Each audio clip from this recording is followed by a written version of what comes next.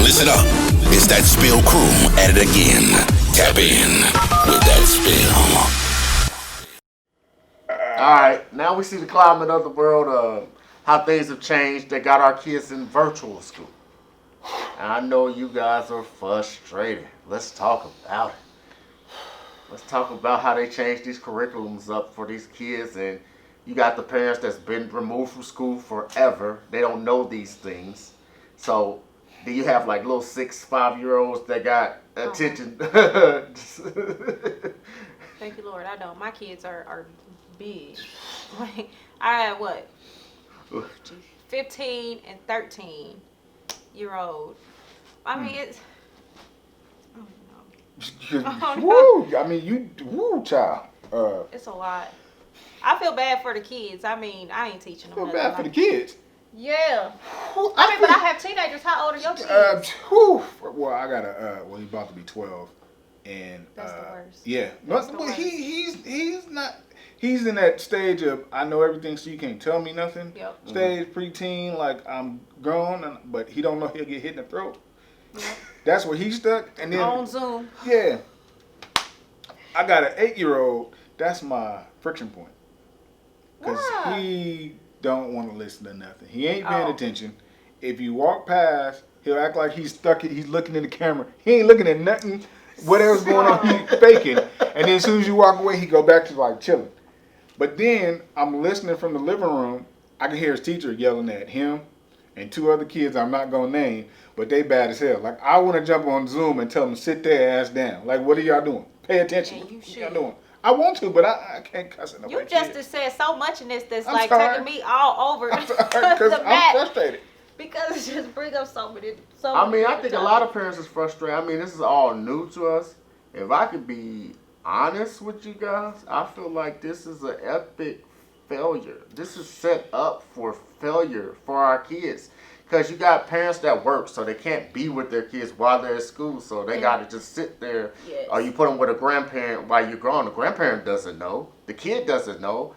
Like I said, you change up the curriculum to where you got to find all these new and inventive ways to figure out 2 + 2 = 4, and it's driving everybody nuts. Like I'm watching my best friend's kids. Her boys are cool, but her daughter's sick, so she's at home in the own comforts of her home, and she's just like, I don't want to sit here. So she's moving around. Her teacher keeps calling her and whatever.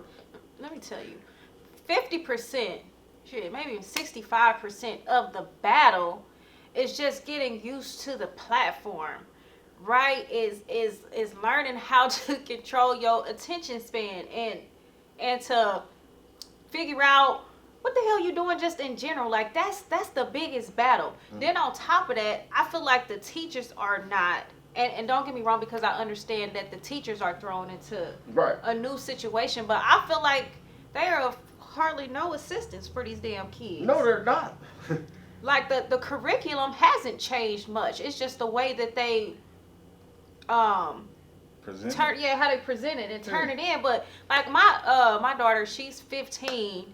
She got one teacher to give her like 12 assignments every week, and the points maybe 1 or 2 points. This is busy work. But why, right? Right. Give her the meat of what she needs to gain, and to accomplish within this semester while we're all trying to navigate. She don't need busy work, right? She need to get done what she need to get done. Right. And then when you get back in school and everybody is back to normal, so to speak, they'll do whatever the hell you want with these kids, man. But I just feel like they need to work together, and the teachers is just throwing the kitchen sink at them. So I think everybody's trying to figure it out. So I know they did the test runs before actually putting the kids back in doing the virtual learning. So they did. This is a test run for everybody. See what they can handle. See how we can implement it, and I hope that this is not a continuing thing. First, I'm gonna say that the teachers need to be paid more. That's just a given. Facts. Yes. Because they're not paid enough for the stress that they go through. Hell no. I'm ready to choke a kid, and I'm not even a teacher. I'm not even in the class full time. So if I'm just on the sideline watching, I can't be nobody teacher. I'm gonna tell you, I'm not even qualified to watch my kids before 5 o'clock, and it's just the damn truth. The little one, I got a 3-year-old too, y'all, and he go to daycare. He got to.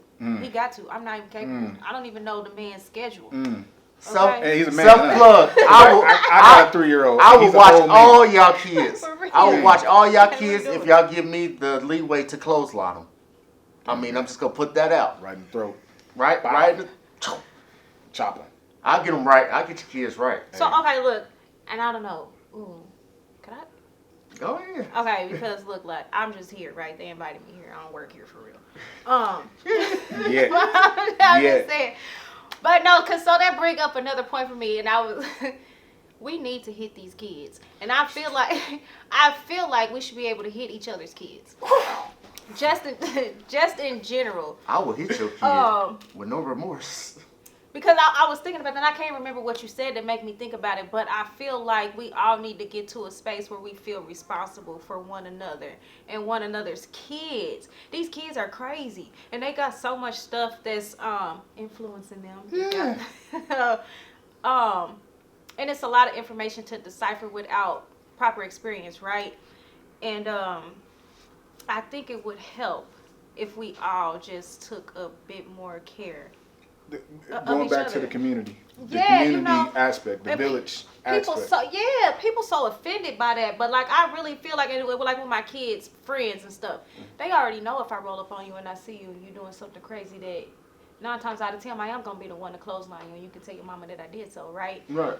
I feel like that helps them stay in line because you never know who watching you. Because that's how we was raised. Right. Well, we can't do that no more. Why? Because nowadays everybody want to go viral. 2, everybody want to be friends with their kids. Not everybody, in general.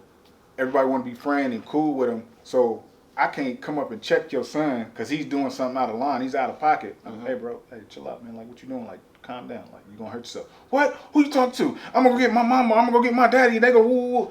Go get them. I'm gonna say the same thing. And if they want to smoke shit, we can do it. Catch, run the fade. But the thing is, like, that kid should be able to, like, you right, yes, sir. I'm in the military. So 9 times out of 10, most of the kids know if I walk on you and I'm not yelling, I'm not cussing, hey, relax. Yes, sir. Look, and everybody want to be so free nowadays, which is what I feel like is a part of the problem. Don't nobody want guidelines. Don't nobody want boundaries. Everybody feel like what they say and what they want to do is valid, and everybody should just accept the shit. When the truth of it is if you're trying to coexist with people, like, it just can't be. You know where I feel like the ball was dropped as a collective? It was our generation. We didn't bridge the gap between the younger generation. Because you damn know why. I mean, Tell them why. why Tell not? them why. Why not? No, I had this conversation with my mama. Go ahead. Right? So our generation, y'all was born in the 80s? Correct. Right? Okay. So think about what your parents was doing in the 60s and 70s. They was all on drugs, right? I mean, just to be for real. Yes, keep it 100. And you think about the war on drugs in the black community in the 80s, Preach. right? Right. So you got parents who were functioning on half a damn brain. So you have functioning drug addict parents. Yeah, Okay. you know, you got fathers removed from the household. Yeah. You got welfare that came in. It's just broken homes in general, right? Facts. Broken people in general that were raising us. Right. And so we were half-ass raised, just to be for real. And so the fuck up didn't start with us. You know, it started with our parents in their era. So then if you half-ass raised your kid and then now they have kids and they only have half of what they needed to function as an adult and as a parent, Right. then what the hell do you expect our kids to be like? Right? We don't have a whole lot to give them. Everything that we learned through experience and on the streets and from your friends and you know, whatever your parents were able to gather. And of course that's not for everybody. Right. But that's what our parents were dealing with. And in our teen years, that's what we were dealing with. My parents were drug addicts for most of my life. Right? So it's no way that you can be an amazing parent and instill most everything that your child needs high. There's no way you can do it. It's no way. So I'm giving my kids then whatever I feel like I can. Right. In the same token, you're doing. So we all can. We at one point in our life, when we was a teen, we said, when I get grown and I have kids, I'm not gonna be like my mom and dad. Yeah. At some point, we all said it in frustration, whatever. And then as we got older, we had kids. We said, I'm gonna do everything the opposite of what my parents did. I'm gonna do the opposite. But then you sit back and say, I just said exactly what the hell my mama said, or I'm doing exactly what my parents did. Yeah. Or And then you even like, damn. Or even in that, shoot, if you trying to be the exact opposite of what your parents are and they was getting in your ass when it needed to be right, and you say, well, I want to have a conversation with my kid, when you really should have kicked them, kicked them, right? You want to be their friend. The kids ain't used to getting checked. And that's why I say we dropped the ball because we had, though we grew up in Reaganomics, we grew up in these drug houses and things like, not drug houses, but parents who did drugs and things like that. I mean, We don't know. I mean, hey. We grew up with a lot of division. Dash removed from the homes, whatever the case may be. We still had structure in the neighborhood where I couldn't go to Steven's house and his mama would not check me. That's true. We don't have those things. Like, That we is can't true. say anything to anybody else's kid because they get offended, then the parent get offended. Nobody wants to take responsibility. It comes to the point where Clifford said we're too busy trying to be friends with our kids instead of being parents. We gave kids too much power that they're not allowed to even have. Like, I see people trying to yeah, they're not old enough to understand the power that they have. I shouldn't see parents bargaining with their kids. Like, if you do this, then you get this. Or even that come with, like, so to tie it back to school with the No Child Left Behind, and then everybody gets sprinkles in sports and shit Everybody like that, get a which trophy. I hate. Yeah. You know what I'm saying? But it does not allow your child the benefit of failing. Right. Right? You gain a certain part of your character by failing, right? By trying to accomplish some shit that never work out. And that is what pushes you in most areas to try again and to build a tough skin, right? To get better. But what you saying, no, Billy, it's okay. You're gonna make it. You're gonna make it, and I'm gonna get Push you it ice on, cream, buddy. and it's gonna have sprinkles, and you damn try tomorrow. Shit, well, Billy tired tomorrow, and he know he gonna get ice cream anyway. So what's the point? Why try hard? So virtual learning has exposed And like, holla at her. Not like to say put the hi phone or down. something. But then again, like I said, this is an epic failure all the way around. It's an epic fail. And Some kids are hands-on learners. Some kids are visual learners. They got to be able to mingle with each other. That interaction. Yeah, they need that interaction with each other. Now they're just sitting in the house and they just see what they accustomed to seeing. They gonna go out to the world and just be like, they gonna be like the homeschool kid. Anybody been homeschooled? you had I'm a public school baby. TJ was a homeschool kid. were you? It seemed like they did a good job with you though. Yeah, TJ seems all right. Not for very long. Shut up, TJ. Don't say nothing. 'Cause I'm like, my kids, they just not gonna make it, and I'm telling you that, America. Yeah. Get this. They not hey, gonna make it if it's up to me. I'll tell you this. The pandemic, COVID, Corona, all that. Pandemic factory. I don't want to be the one because last segment, I just didn't want to be the one to bring up shit that we weren't talking about. Oh, we go. Hold on. We still there. No, We still hold there. on. We still talking about virtual learning. We'll spin that into the next. Yeah, we'll spin it. Do Don't that. worry There we about it. Virtual learning sucks. It's trash. It's terrible. I mean, I get it. The situation warrants it, but it's taking away so much from the kids, and it's stressing. It's driving parents to drink. I'm drinking before 10 o'clock in the morning. Like, come on, man. I got stuff to do. I got to take a shot just to go sit down with my son and get him through math. Man, I ain't got time for none of that. Hell no. I got stuff. Man, my whole day is ruined So off of that. initially in Kansas, we had to fill out that little daily form thing. Yeah. I never filled it out. Mm-mm. And eventually they did away with it because the thing of it is that I got a day job Right. and I don't know what the kids are doing. You know what I'm saying? So first of all, you want me to sign off on something that I can't verify. And it takes time out of my day. And it ain't that I don't love the kids and that I am not invested in their education.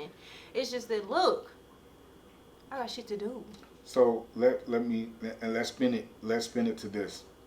I asked the question before, not here, but I asked it before. I was just about to ask you. Yeah.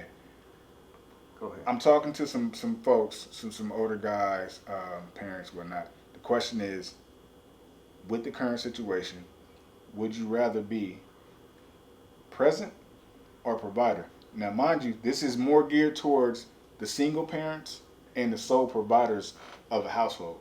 So what would you, what would you rather be, present for your kids, or for, if you're in a relationship, for your spouse or whatever, or be a provider? Okay, so let me ask for clarity and get, okay, so being a provider, you mean like that's me working outside of the home. Being present would basically me being a stay-at-home mother. Yes. And this is assuming that I have the ability to do so financially. No, it's just not. We're not even talking about that sport. Yeah, and the easy answer is everybody gonna say, "Well, I can do both." Well, we learned that we can't do both. Right. Even if we're at home working virtually. I don't know why I'm so offended by that question. Like, I'm not saying that you can't do both. It's, no. It's not impossible. I'm saying, which would you rather be? Right, a provider? I'm not offended by you, but by implying that you can't do both. It's just that I feel like in the climate, right, in America, Mm-hmm. I don't really have a choice. Mm-hmm. I am married, and my spouse could provide, right? Mm-hmm. So in that sense, then, yes, I would rather be present. I guess that's the right thing to do, because I want to make sure that, I would rather be present, because I see that my kids are having a difficult time, right? Right. But if we're talking about single parents, not just single mothers, because I know it's single dads out there too, I don't think that they have a choice. They don't have a choice. But I'm asking a question in the sense of, which would you rather be? Yeah. Not, because would you rather be everybody's a provider doing both, or a present in your kid's life? We got to do both. Okay, we do have to do both. Okay, I'm gonna say, if I'm being wholeheartedly honest, right, I'd rather be a provider. Lord knows. Lord knows I love my kids, right? But I look, I'm not the one to be at home with you all day, and it ain't something I just want to do. And that's 95% of parents. They don't want to be at home, because I hear parents talk about, their kids come get these kids. Man, your kids deal with them. I don't want to. No, I don't want that. Because we're not used to it. Yeah, I get it. We I'm was not dropping even them off at equipped. school. I get it. Before 8, we picking them up by 3. So all that rah-rah they had when they woke up, You they didn't see did none all of that at school. Yeah, you they see come none of home, we got them, feed them, homework, bed, repeat. I feel so bad saying that. It's not that I. No, that's the truth. You told your truth. You can love their little badasses, but I love My y'all. kids- Y'all bad. I don't want to see y'all all the time. I'm gonna tell you, like, my kid's not even bad. My kid's so chill, like real life. I love my kids. We have a good time together. What I don't want to do, and I'm just being real, is feed them. I don't want to be responsible for it. I don't want to be responsible. How old is your oldest for kid? it. 15. Well, Yeah, he can make a sandwich. They No, can, it's and not they the- can, but it's just. it's the grocery bill. And They it's, they hungry all day long. We eat All the breakfast, time. then they gotta have a snack. All the Then Then they they want another kids. motherfucking snack. Then they want another and then snack. they looking. You gotta start stupid, telling your and kids it's some messed up stuff. Hey, look, you keep eating like this, you gonna get diabetes. Like, literally, I get tired of looking at my kids. I feel like I my am a kids be diabetic, so so people dry. that's diabetic don't be getting mad about nothing. Cause y'all be coming at me in them comments, I come right. Oh, they people be leaving comments. Well, I go hard on people. Don't come at me. Oh no, wait, okay. I wasn't thinking about the comments. You be alright. I handle all of those. Virtual learning. No, I really don't care. Don't come for me. So at the end of the day, virtual They school. finna come for you just for that. FYI, FYI, I already know my sniper is already. Right. like, They already So loaded. this- that She I- said, "Don't come for me. I'm Please coming." hit the link in the bio and also come from my website. Facts. Buy some tea. I'm just playing, Support y'all. Get your detox on. I understand. But at the end of the day, virtual school sucks. District 500 and whatever Missouri is over there, y'all should be ashamed of yourself. What is the district in Missouri? I don't know, but they all need help. They all Y'all need help to get that together. Y'all teachers need more money because they not even on the Zoom all the time. You see the teacher like one time. Teacher be chilling. I had to change it up. Brandon, I love that you so invested. In this? I mean, just in this virtual learning, because I Bring it for the kids. I told y'all. Bring your kids over to me. I'm going to send your kid back right. I'm telling you. You got to sign a waiver to drop your kids off at my house. I mean, you should sign a waiver because I might throw a hammer at your kid. Like, real talk. I'm so pleased. Wow. But I love the kids. But anyway, we're going to wrap this up. It's been That Spill, where it's always real. Peace and love. Peace.